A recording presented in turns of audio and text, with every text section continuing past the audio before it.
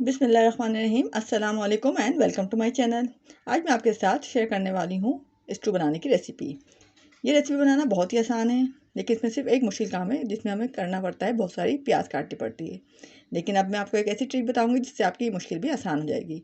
Trick बताने से पहले मैं अपनी रेसिपी शुरू कर रही हूँ। इस रेसिपी के लिए मैंने एक पॉट में हाफ़ कप जो है वो ऑयल लिया है। जब ऑयल गर्म हो जाएगा तो फिर इसमें हम शामिल करेंगे गर्म मसाला। यहाँ मैंने गर्म मसाला शामिल कर दिया है। गरम मसाला शामिल करने के बाद अब मैं इसमें शामिल कर रही हूँ प्याज। यहाँ पर मैंने तकरीबन 10 से 12 मीडियम साइज़ की प्याज को काट के लिया है। यहाँ पर प्याज क्योंकि स्टू में ज़्यादा इस्तेमाल होती है, इसका सारा मसाला ही प्याज से बनता है, लिहाजा मैंने आधा किलो गोश्त में तकरीबन 10 से 12 प्याज इस्तेमाल किए। इसके बाद जब प्याज 2 से 3 मिनट तक हल्की सी फ्राई हो जाएगी, ना सॉफ्ट हो जाएगी, तो इसके बाद मैंने इसमें शामिल कर दिया है गोश्त। यहाँ मैंने बीफ लिया है, आप चाहें तो मटन भी इस्तेमाल कर सकते हैं। अच्छा, बीफ शामिल करने के बाद गोश्त में डालने के बाद मैंने इसमें शामिल किया 2 टेबल स्पून लहसुन अदरक का पेस्ट। लहसुन अदरक पेस्ट डालने के बाद भी इसको हम 2 से 3 मिनट तक अच्छी तरह से भून लेंगे। और भूनने के बाद अब मैं इसमें स्पाइसेस शामिल कर रही हूँ।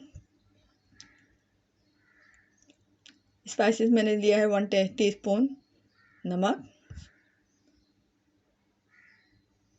1 टीस्पून इसमें मैंने लाल मिर्च ली है, पिसी लाल मिर्च, हाफ़ टी स्पून हल्दी ली है मैंने। और ये तीनों स्पाइसेस शामिल करने के बाद मैं इसको अच्छी तरह से पहले मिक्स कर लूँगी। और करने के बाद इसमें मैं तकरीबन 1.5 कप पानी शामिल करके इसको गलने के लिए रख दूँगी। यहाँ पर मैं ऐड कर रही हूँ इसमें 1.5 कप पानी। अच्छा, हमारा गोश्त जो है तकरीबन 1 घंटे में जो है 1 से 1.5 घंटे में ही बीफ जो है वो गल के तैयार हो जाता है। आप अपना टाइम के हिसाब से देख लीजिएगा, जितने देर में गले उतनी देर तक आप इसको पकाइएगा। यहाँ पर स्टू जो है हमारा बहुत ही मज़ेदार बनता है, लेकिन बस से इसमें प्याज काटना थोड़ा मुश्किल काम है।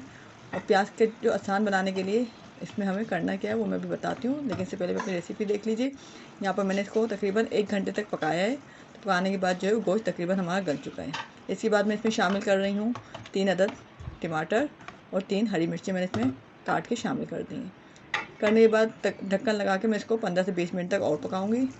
अब पकाने के बाद मैंने देखा कि हमारा गोश्त तकरीबन मुकम्मल तौर पर गल चुका है, तो मैं इसमें और टमाटर भी गल चुके हैं, तो अब मैं टमाटर को और गोश्त को अच्छी तरह से भून लूँगी। यहाँ पर मीडियम फ्लेम पर तकरीबन मैं इसको भून रही हूँ। 7 से 8 मिनट में हमारा गोश्त जो है वो अच्छी तरह से भून जाता है। अच्छा, यहाँ पर मैं प्याज जो है जब भी आप काटें तो काटने से पहले इसको छील कर इसको 5 से 6 मिनट तक डीप फ्रीज़र में रख दें। आप तो आपके प्याज जो है जब आप उसको निकाल के काटेंगे तो आपको आंसू बिल्कुल नहीं आएंगे, ना ही आंखों में जलन होगी। तो ये एक ऐसी ट्रिक है जिससे हम बासानी प्याज को काट सकते हैं, बगैर किसी जलन के, बगैर किसी आंसू के।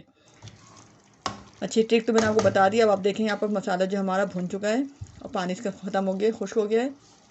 आखिर में इसमें सिर्फ मैं 1/4 कप पानी इसमें ऐड करूँगी ताकि हमारा सालन थोड़ा सा सलसल हो जाए। ये पानी ऐड करने के बाद भी मैं इसमें ढक्कन लगा के इसको सिर्फ 5 मिनट तक पकाऊंगी हल्की फ्लेम पर। जब हम 5 मिनट तक इसको हल्की फ्लेम पर पकाएंगे तो इसमें क्या होगा, इसके शॉर्टबॉल जो है चिकनाई दोबारा ऊपर आ जाएगी और हमारा स्टू जो है मुकम्मल तौर पर तैयार हो जाएगा। यहाँ देख रहे हैं कि मेरा स्टू तैयार हो चुका है।